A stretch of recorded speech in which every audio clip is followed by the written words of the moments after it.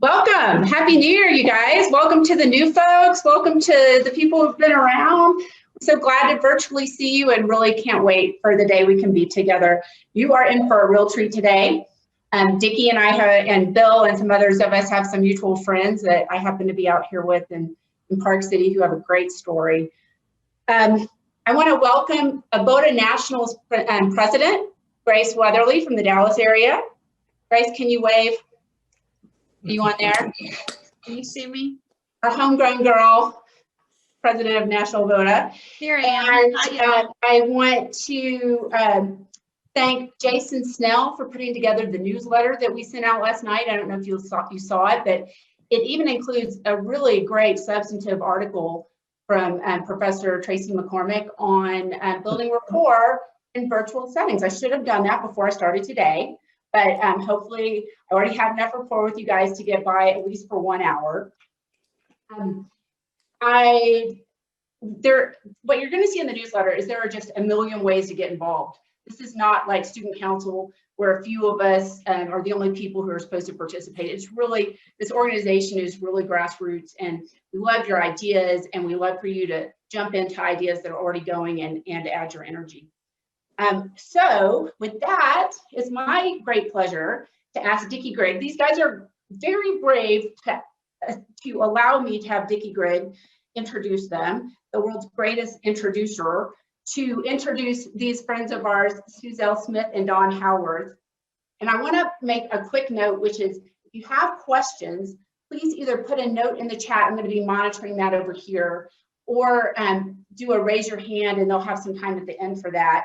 And with regard to CLE, I know that's the first chat I'm going to get. The CLE number, Bette National is working on that, and Eric is taking kind of role here today. So if you're not logged in as yourself, just let us know or put that in the chat who you are, and so we can make sure that you get your CLE credit, and you get the link to your CLE that he'll send out. So with that, Dickie, can you hear us and see us? And I'm going to yes. You over can here. You hear me, Karen? Whitehurst, wave if you can hear me. I can hear you, Okay. Dickie. I can always hear you. I understand. First, before I introduce Don and Suzelle, I want to apologize to any of you who tried to reach me Saturday night.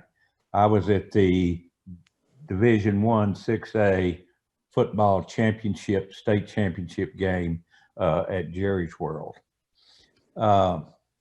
Don and Suzelle are a husband and wife lawyer team. They practice in LA, but actually they live in Malibu, which is, you know, a lot like Lubbock, a bunch of sand and stuff.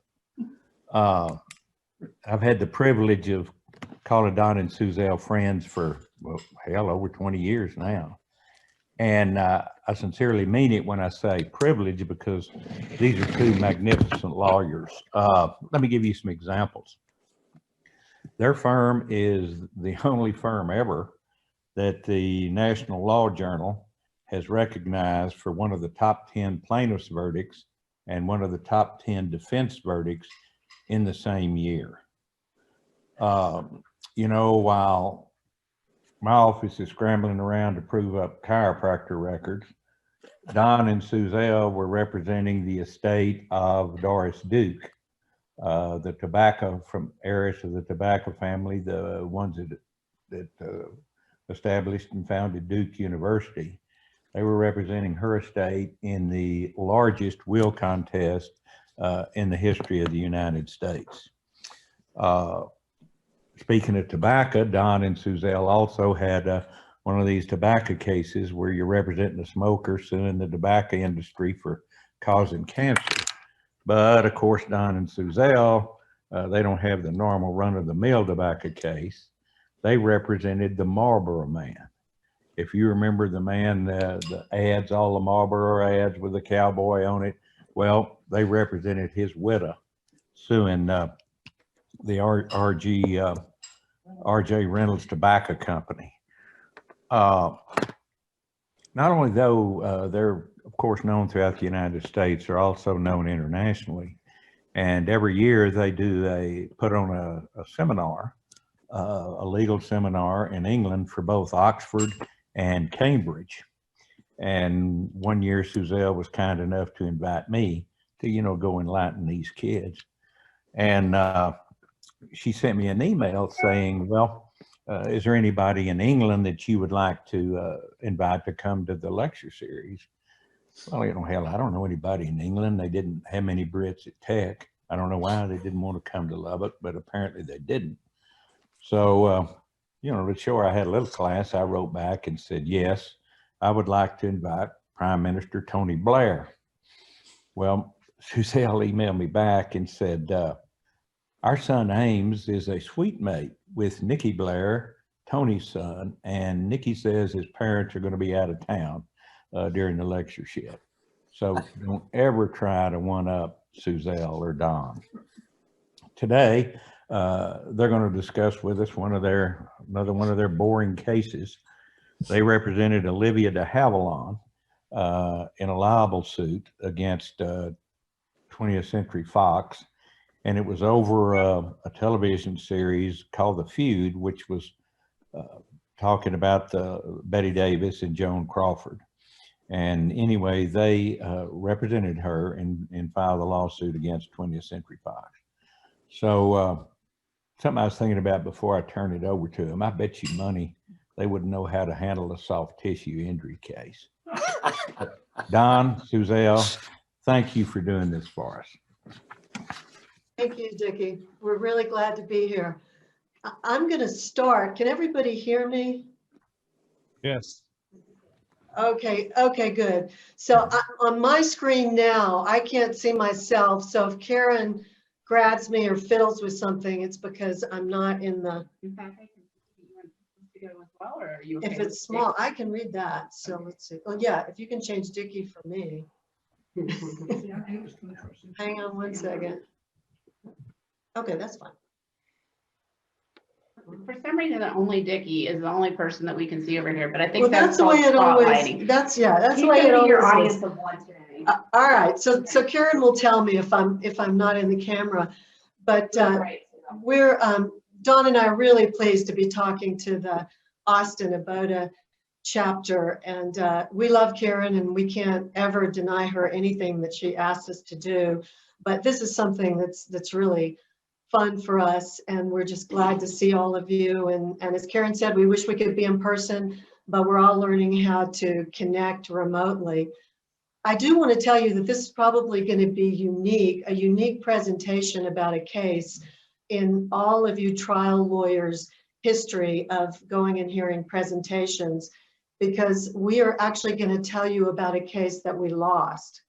So I know nobody ever does that. We all talk about the cases that we won, but this is one of the cases that back here.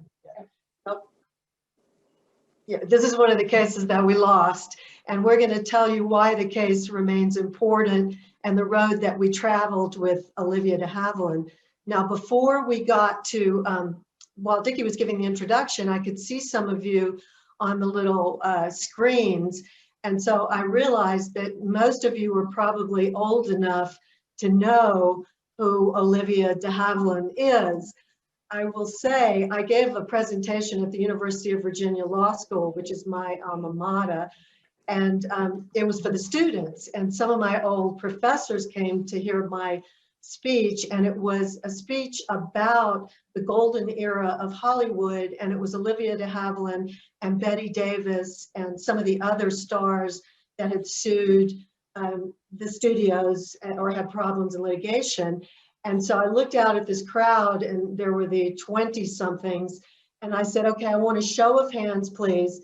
And the only people who can't raise their hands are my law professors and my son, who was a law student. And I said, I want to know how many of you know who Olivia de Havilland and Bette Davis are, and not a hand went up. So I changed the presentation of this speech to give you a background, a little bit of the history of Olivia de Havilland, and even if you know who she is as a very famous actress, the build-up that I'm going to give you is important to the case because we were suing for defamation, and so of course the reputation of the plaintiff is a key element in the case. And so Olivia de Havilland, her history, her reputation before Feud was an important element. So I'm going to give you just a quick bio of Olivia de Havilland. There may be some things you don't know in here. And then Dawn is going to talk about the case in the trial court level. And I'm going to come back up to finish with the sad story of the case in the appellate level. And that'll be the way we'll handle this. Okay, Karen. So Olivia de Havilland, I think most of you will remember, was one of the most beautiful and one of the major stars during the golden years of classical Hollywood. In the time that Olivia was in her height, when she was 18 through her 20s, the studio contracts for actors and actresses, and of course that's Errol Flynn in holding her in his arms. The studios had standard contracts. There was no negotiations for anybody, and those studio contracts essentially were indentured servitude. The studios could manipulate the contracts. They were supposed to be 7 years, but they could be manipulated so that if the studio put you on leave or lent you out to another studio for a movie, that didn't count in your 7 years. And so Olivia and Errol Flynn and everybody else were under these standard studio contracts, including for The Adventures of Robin Hood. That's important because Olivia's involvement with litigation did not start with our case against 20th Century Fox. It began when she was a young woman, and I'm going to give you just a little bit of a brief, I'm going to tell you a little bit about that case. Go ahead. Here.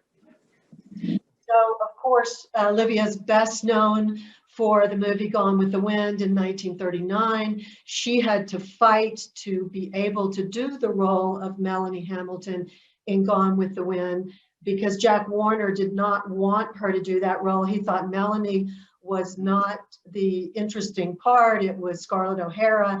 Everybody wanted to have Scarlett O'Hara. He didn't want Olivia to do it. And so there's a whole story about how Olivia went to Mrs. Warner, invited her for tea, and pled her case to Mrs. Warner. And Mrs. Warner is actually the one that, by the carrot or the stick, we never know which one exactly. The story doesn't tell that, but she got Jack Warner to lend Olivia out to be in Gone with the Wind. And of course, she received an Academy Award nomination. She didn't win the award, but she received a nomination for Gone with the Wind. Famously, to those of you who are real Olivia de Havilland followers, her sister, Joan Fontaine, was also an actress. They were 5 years apart in age, Olivia being the older sister, and both of them won Academy Awards. Olivia won 2, Joan Fontaine won 1. They were both nominated in it was actually 1942. I looked this up last night. It wasn't 1941, but they were both nominated in 1942. The younger sister, Joan Fontaine, won the Academy Award, not Olivia, but you can see how thrilled Olivia is for her sister winning the Academy Award in this picture. Olivia did eventually win her own Academy Award. It was 4 years later, and it was for To Each His Own. And then she won her second Academy Award for The Heiress, which is one of my favorite movies that Olivia de Havilland starred in. And if you haven't seen it, or you haven't seen it in a while, you should go back and see it.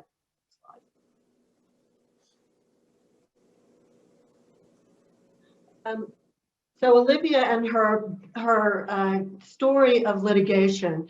She sued Warner Brothers in 1944 for the indentured servitude standard contract. It was a very courageous thing for her to do. She was 20 something years old. She was at the height of her career as the romantic lead, the beautiful girl who falls in love with the hero.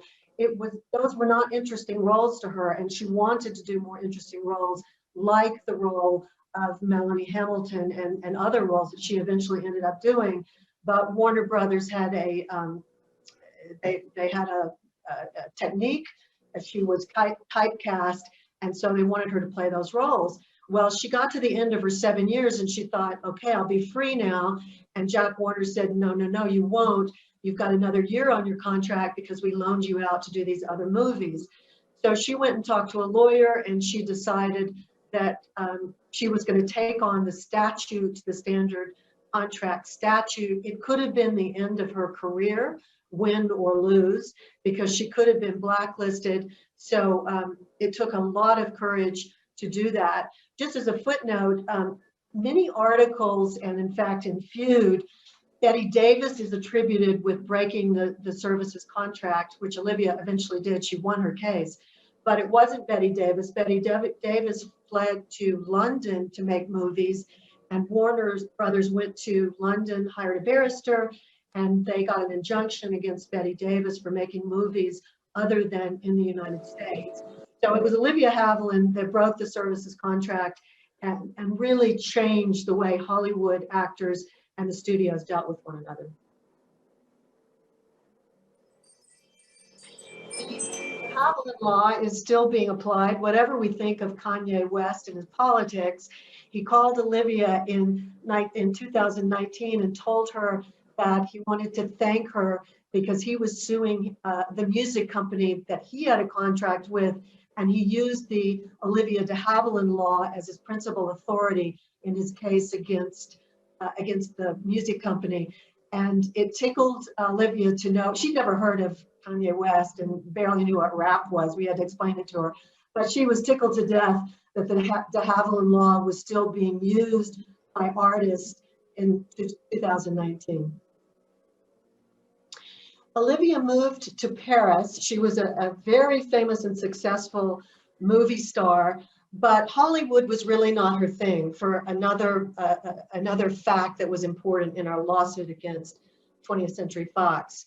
Really, the lifestyle, the backbiting, the cutthroat antics of Hollywood were not part of Olivia's, of her personal character. It wasn't her public character, but the real Olivia de Havilland was really pretty a straight shooter and a straight arrow. So she was in France and she met a man, Pierre Gallant, who was the editor of Paris Match. They fell in love. She moved to Paris and she had a daughter, Suzelle Gallant. Giselle lives in Malibu, just coincidentally, in the small world category. And Dawn and I are not only lawyers, we're not only lawyers for Olivia de Havilland, but also for her daughter, Giselle, who, by the way, was trained as a lawyer in France. She never practiced as a lawyer. She also is a writer and journalist. But Giselle is in the picture with her mother, Olivia de Havilland, and you can see how beautiful the young Giselle is. She also wrote a book. She, after she had been in France for about a decade, she wrote a book called Every Frenchman Has One. It is not what you think. So you can get the book on eBay for about $1.50. It's actually a very amusing book, and it's incredibly humorous. Olivia was very intelligent, very witty, and she, her book, Every Frenchman Has One, talks about an American being married to a Frenchman living in Paris, and her, the way she began her life and changed herself to become an American and a French woman living in Paris, but it was a bestseller. She was also the first woman president of the Cannes Film Festival jury. And I'm giving you all of this background because Olivia did not stop being a public personality, and she had an active career related to the movies, even in times when she was making a few movies, not as many movies as of course, as when she was a young woman. Olivia came back to Hollywood in 2003 to present at the 75th Annual Academy Awards. And when she came out and took the stage, there was an 11-minute standing ovation by her peers in Hollywood. It had never happened before, and it's never happened again. But she kept trying to tell people to stop, and she wanted to present the award, but they stood and they applauded the elite of Hollywood, the elite of the movies, for the great and wonderful and unique Olivia de Havilland. She was awarded Dickie. She got the knighthood by Queen Elizabeth right before her 101st birthday. I think she should have gotten it sooner, but better late than never. And after she received the damehood from Queen Elizabeth, she liked to call herself Dame O. Next slide. So her reputation, as you can see, she had a sterling artistic reputation. She was commended by presidents, including the President of the United States. She got the Medal of Honor, the President of France. She got the Merit of Honor in France. But her reputation, how she was known and what she cultivated was for being a lady. And this is just one of the many articles that you could read about Olivia de Havilland and her reputation. She was the lady's prototype of lady, pretty, gentle, and underline well-mannered. The press created a rivalry between Joan Fontaine and Olivia de Havilland in 1947. And it stemmed from this picture. This was the evidence, if you will, for how and why there was any kind of rivalry between Joan Fontaine and Olivia de Havilland. They were sisters, and for all of you who have brothers or sisters, you know, sisters and brothers don't always see eye to eye on everything.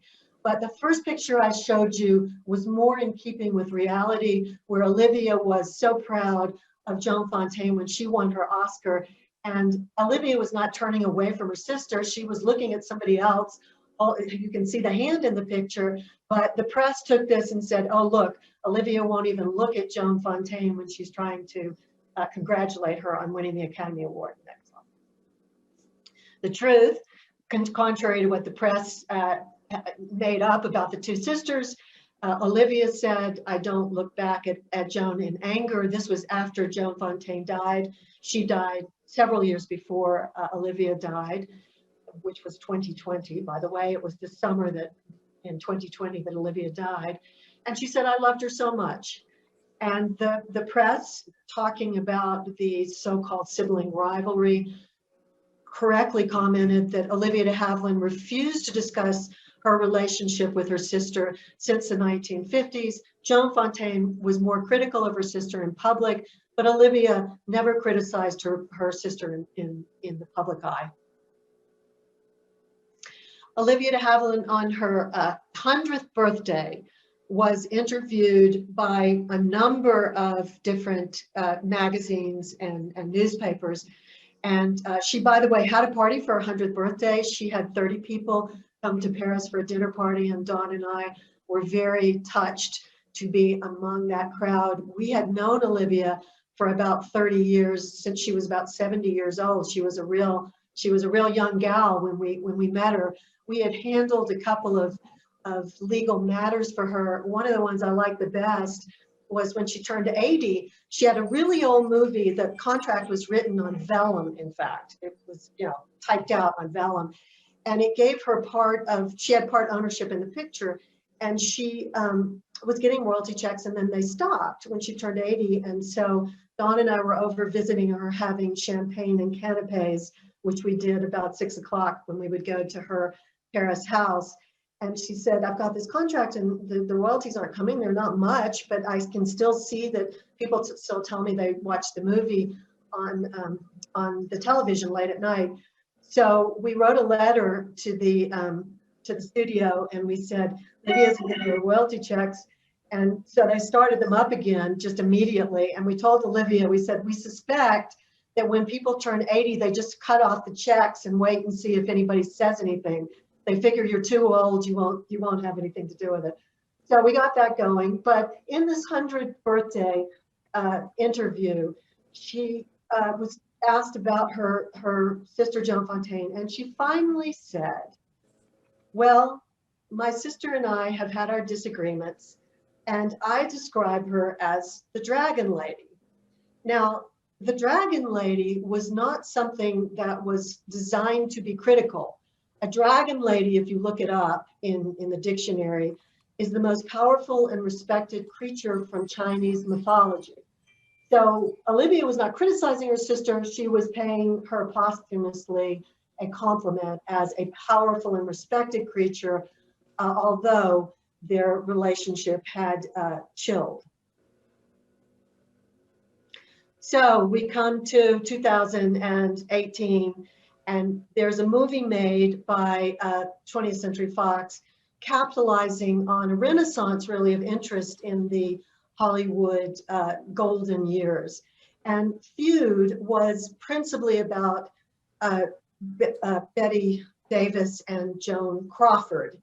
Bette Davis and Joan Crawford did famously have a much publicized feud. They talked about it to the press, they capitalized it. Many people think they actually invented it for the publicity. They had both been dead for decades when Feud was written and aired. And the whole point of the Bette and Joan series that 20th Century Fox publicized, and it, by the way, was one of the most financially successful miniseries in television history. The point was that these two actresses had a feud, and it tells the story about that feud.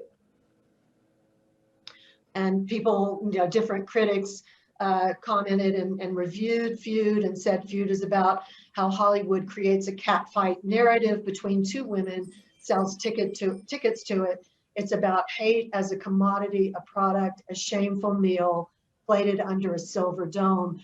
The silver dome that the critic was talking about is that millions and millions of dollars were spent to make Feud be as realistic as possible. It's a docudrama, but Ryan Murphy, who was the producer and one of the writers, made the costumes. They were costumes that looked very much like the costumes that the actresses wore. The jewelry was the same. They put the characters into places and settings where they really were historically. So it's a docudrama, but the whole point was to make the viewing audience believe that this was historically accurate. So Ryan Murphy was not satisfied to just deal with the Bette and Joan feud. He wanted to use Olivia de Havilland because she was such a principal star in that time, and she also knew Bette and Joan firsthand. She was close friends with Bette Davis, and so they wrote in the script. They have Olivia de Havilland being the narrator of the whole miniseries. And so the way it works is Catherine Zeta-Jones, who plays Olivia de Havilland, will give a little intro and describe what the viewer is going to see, and then they go from the narrative into the scenes that are acted out by the actresses. So first they have Olivia de Havilland opening up the series, commenting on the relationship between Bette Davis and Joan Crawford. She says there was never a rivalry like theirs. For nearly half a century, they hated each other, and we loved them for it. Now, Olivia de Havilland never said that, and she would not have made such a comment on air or privately because she was a close friend with Bette Davis and a confidant, and she would not have spoken out of school or appeared to comment about anything that Bette Davis had told her in private. And the feud theme goes on. Ryan Murphy wanted not just the feud between Joan and Bette, he wanted to capitalize on and add to that theme, emphasize that theme by having Olivia de Havilland and Joan Fontaine also be feuding in the docudrama. So he has Olivia in the script and on screen repeatedly referring to Joan Fontaine as her bitch sister. I know in the modern world, bitch sister doesn't seem like much to the young generation, but in Olivia's generation, to call her sister a bitch sister was really horribly offensive and also untrue. She ridiculed her sister in Feud to other professionals. She would never and did never try to hurt her sister's professional career, quite to the contrary.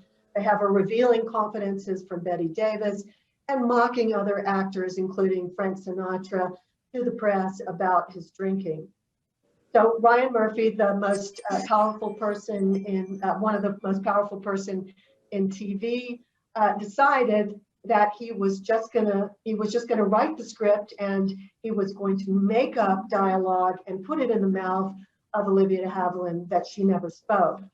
Now, by the way, Olivia was alive and well when this script was being written. She was in Paris. It was perfectly possible to go visit her. It was perfectly possible to see her. You could talk to her lawyers. You could talk to her agent. But Ryan Murphy said that he didn't, when questioned by the press, he said, I didn't want to bother Ms. de Havilland by asking her permission or checking with her about the accuracy of the script. And that was one of the quotes that we actually used in the lawsuit, that he didn't want to bother her by checking rather than printing falsehoods about what she actually said. The 20th Century Fox used Olivia de Havilland's name and image prominently in Feud. She was and still does have a huge following of fans. And not only was she in the movie and the series itself, but they used her name and image to promote it. The Feud admitted that the vulgar language that they put in Olivia's mouth and the actions, they invented this interview, which was a fake interview that never happened. And so they admitted brazenly that those things were invented by them and they never happened. There was one actor in Feud who was alive, in addition to Olivia de Havilland, Don Bacardi. Bacardi is a portrait artist. He lives in Santa Monica. He, in the Small World department, is another client of Howarth and Smith, and maybe that's another MCLE series presentation. But Don painted portraits of all the major stars in Hollywood in the classic era, and he is still doing it today. And he did a portrait of Bette Davis. Well, they wanted to use the portrait of Bette Davis, and they wanted a scene with Don Bacardi painting Bette Davis. All the people who Don does portraits of, they do live sittings. He does nothing for photographs, and they have to sign the paintings. So they called Don Bacardi and they asked him if they could use his name, and they asked him if they could use the painting of Bette Davis, and he said yes. And so we got a declaration from Don Bacardi that they certainly knew how to ask permission when they used somebody's name and image, and they got it, unlike Olivia. So Feud airs, and Don and I watch the series in Malibu, and then we go to Oxford, as Dickie told you, and we did our annual lecture, and then we went over to Paris, as we always did, to meet with Olivia. And we were having our canapes and our champagne. And I asked her, I said, I've seen Feud. I said, were you a consultant? Did they ask you your permission? And did you say those things? And she said, no, no, and no. Can we sue? And I said, well, yes, of course. But the question is, can we win? And of course, the can we win depends on the law and the facts. And I've given you some of the facts from an advocate's position about Olivia de Havilland's reputation and the truth of Olivia de Havilland and her interactions with other actors and her sister. And now Don's going to tell you about the work in the trial court.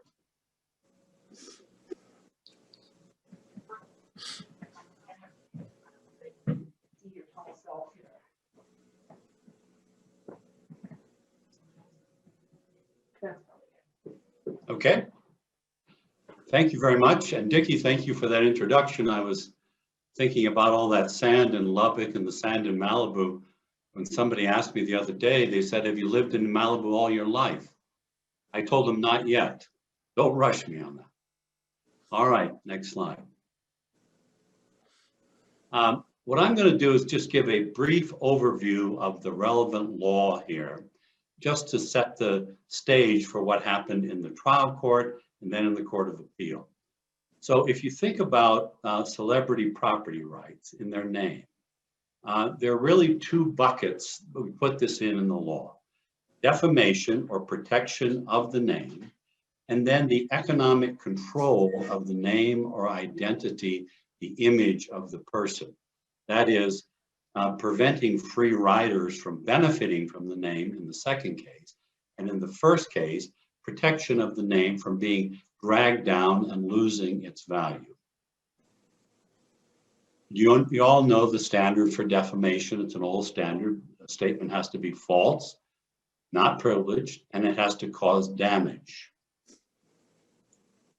In the United States, that is a long respected standard all the way up into the US Supreme Court.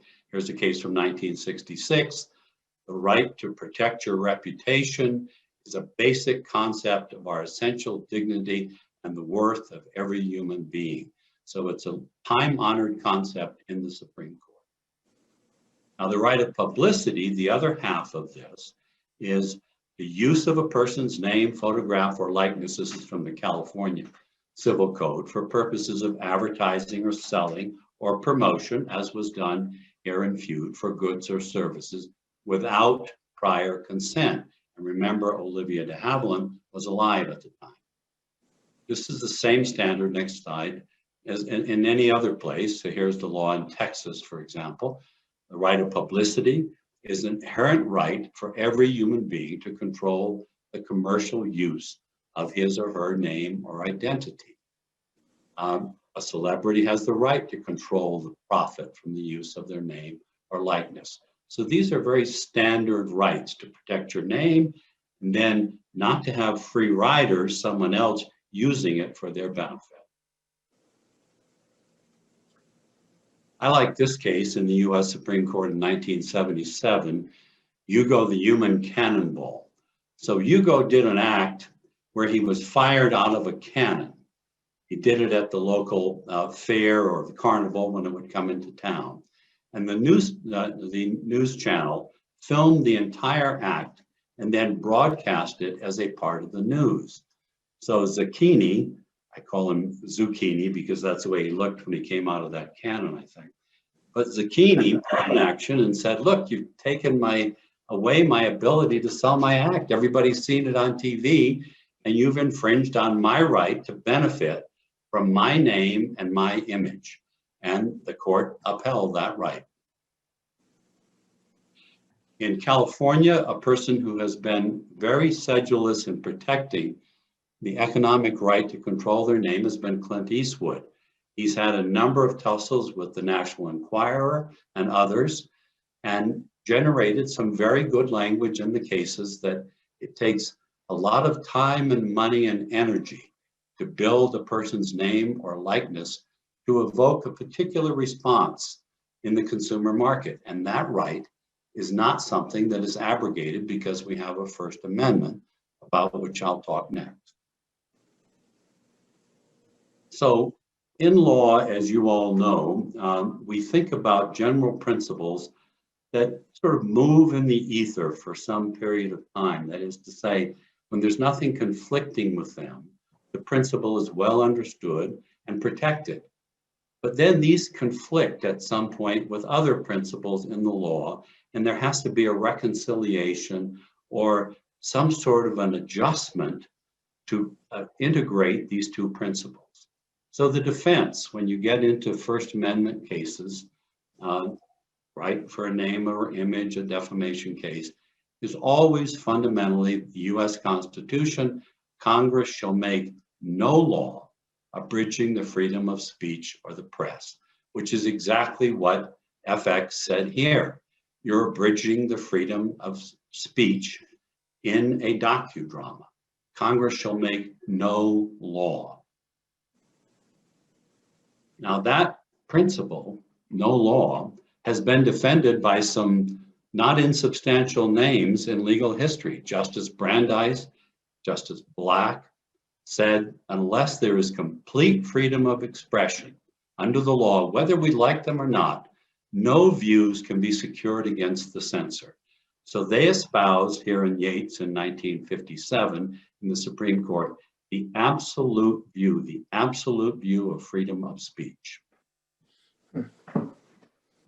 On the other side, Justice Holmes, for example, here in the Schenck case in 1919, said that the most stringent, this is often quoted, I'm sure you all know it, the most stringent protection of free speech does not allow a person to shout in a theater, in a crowded theater, fire and cause a panic. So this is a reconciliation, a limitation on this absolutist version of the right of free speech. And I've listed here just several other examples of where historically we've limited freedom of speech. Obscenity. Restrictions on obscenity are restrictions on the freedom of speech. Pornography, even perjury is a restriction on the freedom of speech, and of course, defamation. So we see these principles coming into conflict and the courts having to reconcile. Well, the most famous case reconciling these two principles was the 1964 New York Times versus Sullivan case. You probably all remember this case. There was an editorial in the New York Times in which they accused an official in Alabama of being a racist. This was 1964. Suzelle's from Alabama. I'm shocked to think that anybody thought that was defamation in Alabama, that you were racist in 1964, but there it was, and there was a lawsuit. And that went up, and in a often quoted conclusion, the Supreme Court concluded that the First Amendment constitutional guarantee required proof that the statement was made with actual malice, defined as knowledge that it was false or a reckless disregard for whether it was false or not. In other words, actual knowledge or a knowledge surrogate. And again, this is a common principle in the law that I'm sure you're all familiar with in other contexts. So when we talk about intent, for example, in crimes or civil wrongs that require intent, we don't allow a person to say, well, subjectively, I didn't intend it, and get away from the law. We look to an objective standard and we say they either intended it, they knew, or they should have known, so that the person who fires a gun over his shoulder into a crowded group of people cannot stand up and say, well, look, I shot over my shoulder. I couldn't have intended to kill that person. Knew or should have known. So the standard for defamation borrows a concept that's in common use in the law. It requires knowledge of falsity or an equivalent, a surrogate, reckless disregard. Next slide. In our case, and by the way, before I get to that, even in 1964, 3 of the justices in the Supreme Court concurred in the opinion because they still believed in the absolute unconditional right to freedom of speech. Justice Black and Douglas and Justice Goldberg filed his own concurring opinion. They agreed with the result, but they agreed with it because they still espouse the absolute freedom of speech, not the majority. So we do still have defamation. In our case,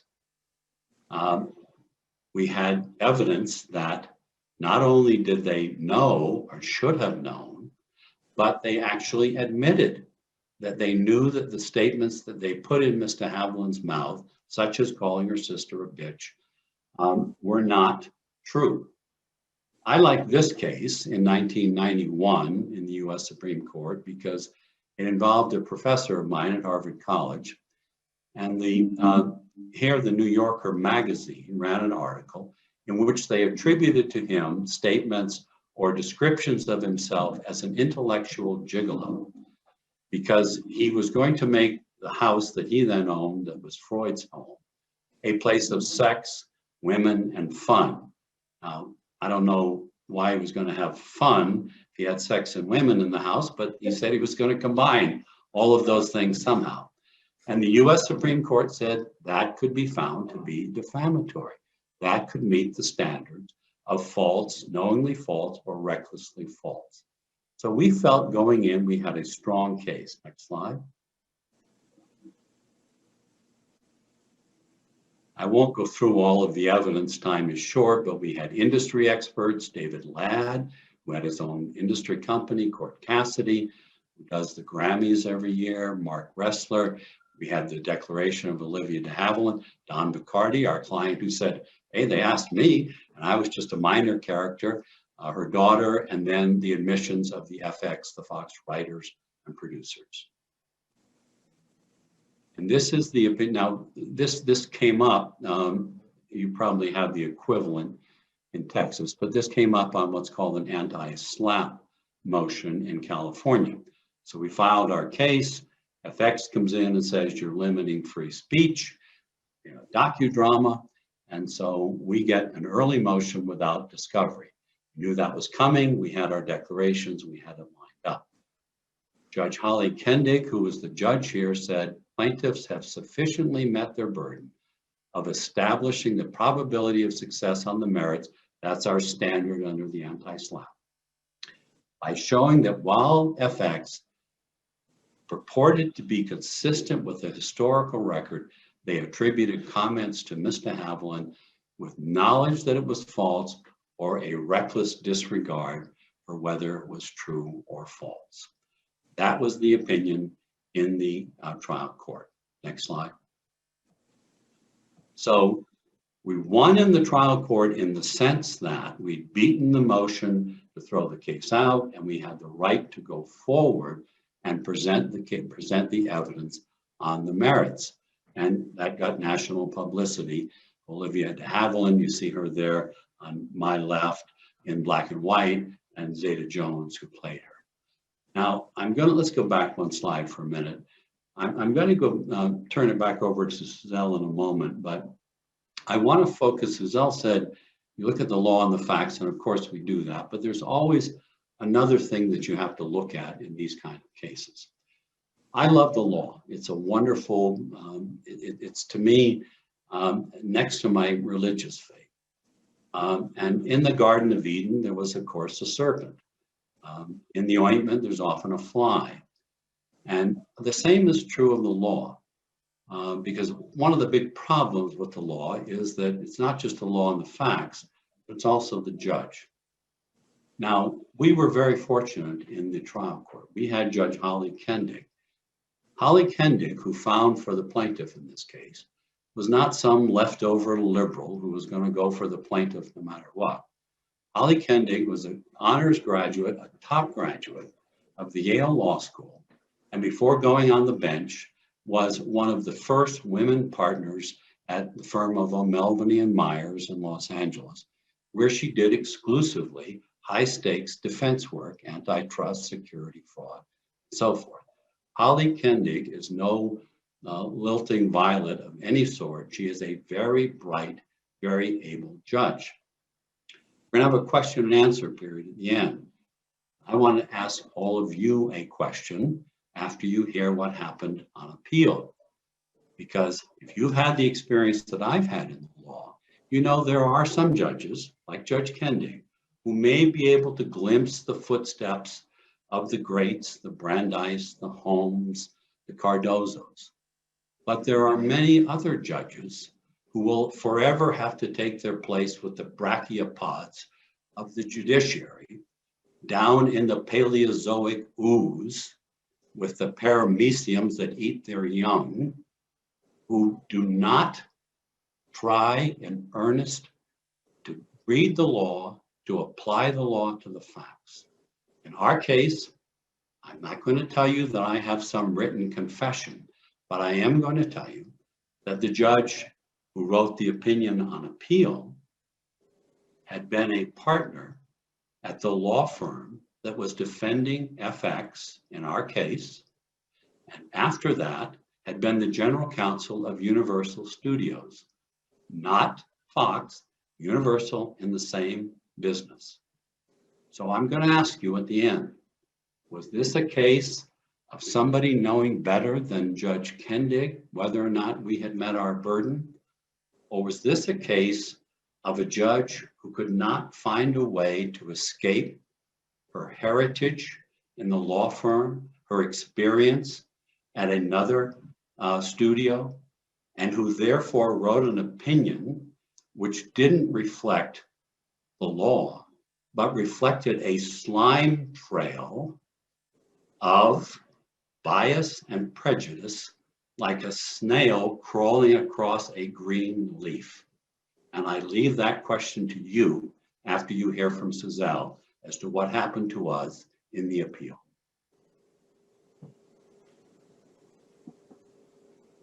Am I good? Let's see. Yes. So Dawn, don't hold back. Tell us what you really think. So Dawn's given it away, of course, and I did at the beginning. We lost in the Court of Appeal. Next slide. FX moved for interlocutory appeal when we won before Judge Kendig.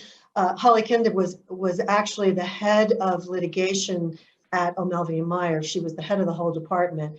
She's a very conservative judge, and we were worried about Judge Kendig. FX was thrilled. We were worried about Judge Kendig in the trial court, but she was a very fair judge. And one of the things I really liked about the way she handled the dispositive hearing on the anti-SLAPP motion was the lawyers for FX kept telling her that this is the way it works in Hollywood, and this is the way we do it in Hollywood. And she said, I don't know about Hollywood, I just know about the law, and I'm applying the law here, and I don't care what goes on in Hollywood, I'm applying the law. So of course we won in the trial court, and we were all jubilant, and Olivia was thrilled. FX then moved for immediate appeal, which you can do with an anti-SLAPP motion in California. If the defendant loses, you can go. Oh, by the way, also Judge Kendig set an expedited trial based on Olivia's age. We have that statute in California. If you're over 80 years old, you can make a motion to the court, and the court granted ours. So we were looking at a trial within 3 months in Los Angeles, which I have to say, one of the terrible things about being reversed on appeal was we were so looking forward to bringing Olivia into court in Los Angeles and having that trial. But they did the interlocutory appeal, and as Dawn said, the Court of Appeal reversed and ruled as a matter of law that when the expressive work at issue is a combination of fact and fiction, the First Amendment analysis takes on a further wrinkle. Fiction is by definition untrue. It is imagined, made up. Put more starkly, it is false. It is completely protected. And that's what Judge Ann Edgerton, the judge who was brand new to the appellate court, this was one of her first cases, and she had been in the industry as a defense counsel. She definitely had an agenda. Her whole career had been based on the movie studios should be allowed to say whatever they want to, and you shouldn't be able to sue for that. It was the radical view of the First Amendment.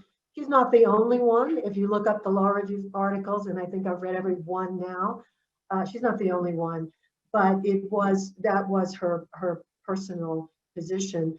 She actually asked me, I did the oral argument. The panel did not ask the lawyer for FX a single question at the oral argument. I think it's fair to say that it was a hot bench as to me. I got about 2 words out, and that was okay. You know, I understood the philosophy, I understood the law, the facts in the case, and it was fine by me to answer the questions. But Justice Edgerton, who wrote the opinion, said to me, I really don't understand what Mr. Havilland is so upset about. If somebody wanted to make a movie about me and have Catherine Zeta-Jones playing me, I'd be thrilled, which was just an interesting take on her personal view. And she also said, well, look, Ms. Smith, Olivia de Havilland comes out the best of any of the actresses in the movie. And that wasn't the point. The docudrama made all of them look like cutthroat, cat-fighting witches. So the fact that maybe marginally Olivia came out a little better really wasn't the point. But next slide. So some more quotes that just really broke our hearts. A living legend does not own history. Well, of course, neither does FX. And FX was creating a false history and a false narrative, which was the worst thing for Olivia. As much as anything else, this for Olivia was about protecting her legacy. She was 101 years old. She could see the end of the road. more clearly than she could see the beginning of the road. And her legacy and her reputation and her image and how history would see her was hugely important to her. One of the things about these docudramas, when I saw it and when her daughter saw it, we actually didn't know whether Olivia had said those things. It was so realistic that her own daughter thought, wow, maybe my mother really did say these things. You know, I need to find out. It was that compelling in the way it was produced. And also the panel said as to Dragon Lady, and I thought this just kind of showed an inability to look at literature and read the dictionaries. The panel said, well, come on, bitch sister, Dragon Lady, they're the equivalent. Well, FX had made that argument in the trial court, and Holly Kindig could barely contain her laughter. She said, I'm sorry, Dragon Lady sister is just not the same thing as calling your sister a bitch. You know, it's just not. And a jury will decide. You can make your argument to the jury that that's not defamatory or that nobody should be upset about it, but it's not the same thing. We, not to be, you know, not one to take defeat lightly, neither Olivia nor us. We decided that we had to petition the California Supreme Court. There's an interesting mechanism in the California Supreme Court. I didn't know about it, but ordinary people can write letters without having lawyers, and you write them to the court. You do have to follow these rules that are on the Supreme Court website, but you can write a letter in support of a petition to the Supreme Court of California. It almost never happens. I don't think many people know about it, but we found out about it, and 86 people, including our dear friend Dickie Grigg, wrote letters of support asking the California Supreme Court to take the issue because it was so important.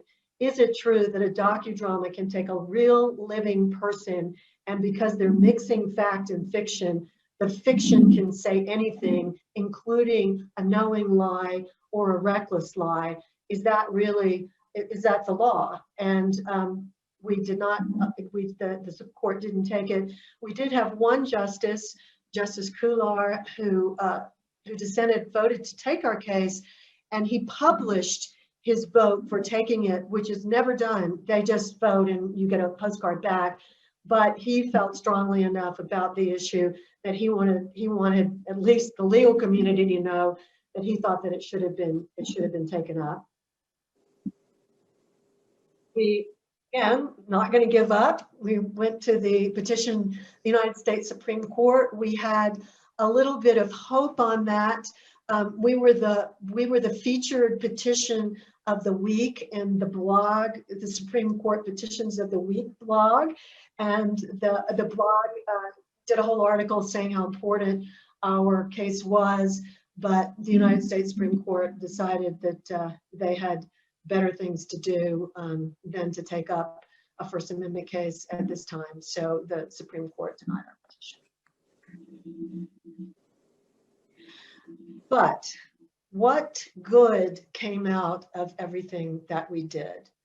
Well, one of the things that was good that came out about what we did, even though at the end we lost under the First Amendment grounds, the biographies that are being written about Olivia now are all including chapters on the case. And the historians that are telling Olivia's story are telling the truth, and they're very critical of the Court of Appeal. And the first one that came out was by Ellis Amburn, and Ellis actually was going to be a witness at our trial because he was writing a biography of Olivia at the time our case was going on. And so I called him, and he said, I knew Olivia de Havilland not well, but I had met with her and I've studied everything. I've read every article ever written about her. And when he saw Feud, he was appalled that it was blatantly at odds with her style and the values that she represented, and it was just untrue. I can tell you that more recent biographies have come out, and I'm pleased that it is generally the biographer's perspective that Holly Kindig was right, that Olivia got a bum rush, that Feud was wrong. But I'm very glad that they're telling the story and they're telling the truth, in these biographies. Next slide. So what's next? Well, what was next with Olivia was we were devastated, of course. No trial lawyer likes losing a case, but this one was personal as well as professional, and we felt so strongly that we had the right and the better side of it on the facts in our case. But Olivia, always gracious, always the lady, always thinking of other people's feelings, told us that she was grateful that we were willing to do this and seeing it all the way through, because it defended her name and reputation and protected her legacy. And she said what's next is that somebody else who's got money is going to be defamed by the industry, and if that person is smart, they will hire, she said, she will hire you and cross the finish line. Dawn mentioned, just to wrap up here, Dawn mentioned Clint Eastwood, and as a matter of fact, Clint Eastwood has ongoing defamation case right now against CBD, which is a cannabis company, and they are using his image and fake interviews with Clint Eastwood about saying that he's endorsing their products. And so Eastwood, who's won 2 cases, one in federal court and one in state court against the Inquirer, is now back in federal court suing a bunch of companies for defaming him and using his image to endorse products. So the law of defamation is still going on. It's still robust, and we're hoping that somebody will hire us and we can take this back through our state court and maybe get a different panel and maybe get a different result. But thank you all for listening. It was a great case. We love doing it. So if you all have a little bit more time. We're fine. If anybody needs to go, we understand, just we'll get your CLE credit. But in the meantime, let me go ahead and ask these questions. One is, first one's from Chip Breeze. He asked if you move to recuse the appellate judge, and if not, why you make that choice? So we did not move. We did discuss it. We were hoping she would recuse herself, that she would take herself off given her background. As you know, the standard for actually removing a judge is incredibly high, and she didn't represent any of the parties. She had been a lawyer at Munger, Tolles & Olson, so that was bad, but there was nothing. We looked up the standard and we looked at the case law, and we just didn't think we could manage to meet the standard. Our hope, quixotic as it was that she would bend over backward given her history to be fair, and the opposite was true. If you read her opinion, it was scathing. Would you mind taking going on mute and asking your questions?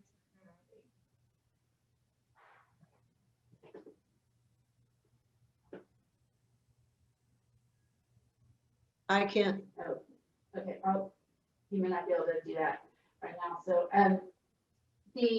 the question that Judge Shulak asked is, in defending the SLAPP motion, did you have some presumptiveness regarding damages in the light of God versus witnesses? Yes, we did.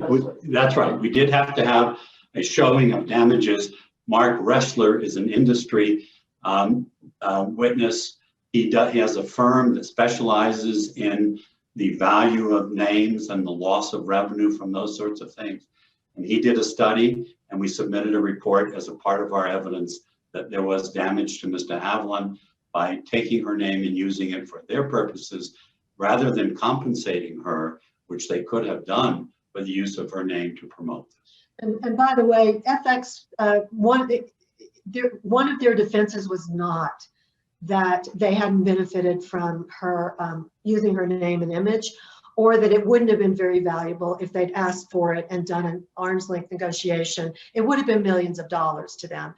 FX revenues were something like 500 million or 700 million, I've forgotten now, but they had it was a huge financial success, and they benefited from using her in their publicity and advertising, as well as in the story.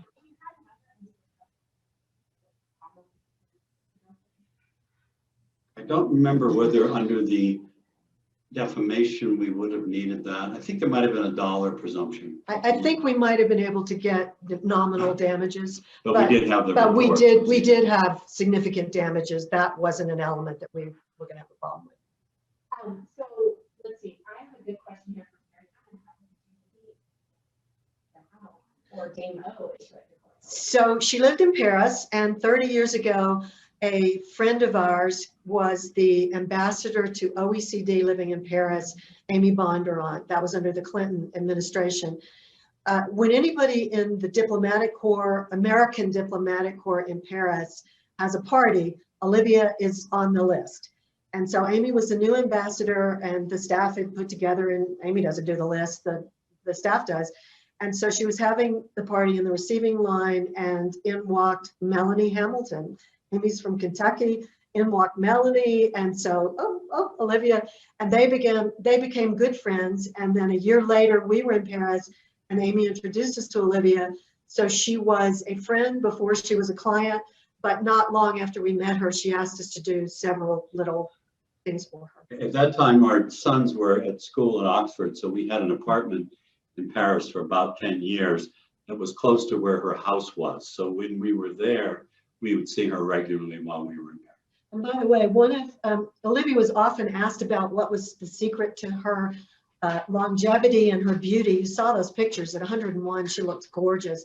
And she would say, it's drinking champagne. She drank champagne every night, and she could drink any of us under the table. She would do about 2 bottles when the 3 of us would sit down to cocktails, and Suzelle had about 2 glasses, and I maybe had a half a bottle, but both bottles were empty, and she was just as lucid at the end as she was at the beginning. It's the old John Maynard Keynes story. You all know that one, where the great economist was asked on his deathbed, if you had your life to do over, would you do anything different? You know, that classic question.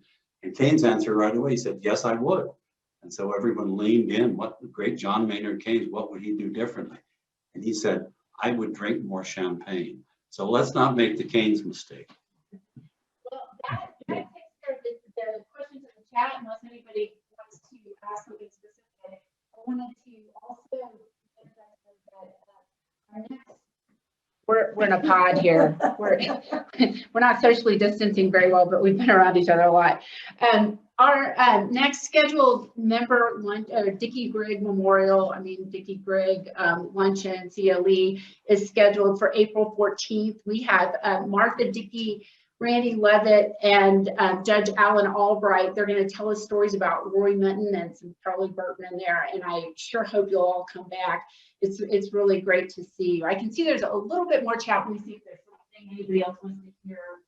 I think we're good. I can repeat one story that I think would be interesting, a short one from the oral argument, because Suzelle didn't raise it. But on the appeal in the oral argument, the judge who wrote the opinion said to Suzelle, well, it's calling her sister a bitch. You know, that isn't so bad. And Suzelle said immediately, she said, I don't know how it is in your house, but I can tell you that in my house, if somebody calls their sister a bitch, they're going to get their mouth washed out with soap or something stronger. Yeah, in my house, it would have been a difference if I call her a dragon lady or a bitch, but it probably both, and I only heard the dragon lady part. But anyway, you guys take care. Thank you so much, and let us know if we can do anything for you. Karen. Yeah. There are a couple people that are on here with cell phones and not identified with names. Could they email me that they were on this so that they can get CLE credit, please? I bet that they would appreciate that announcement. Thank you so much, Laura. I should have said that. And anybody that really wants to make sure I do it right, they can send me their CLE number, their bar number. Good. Thanks for taking care of that, Laura. We really appreciate it. And the CLE will be coming out. And thanks, Suzelle and Don.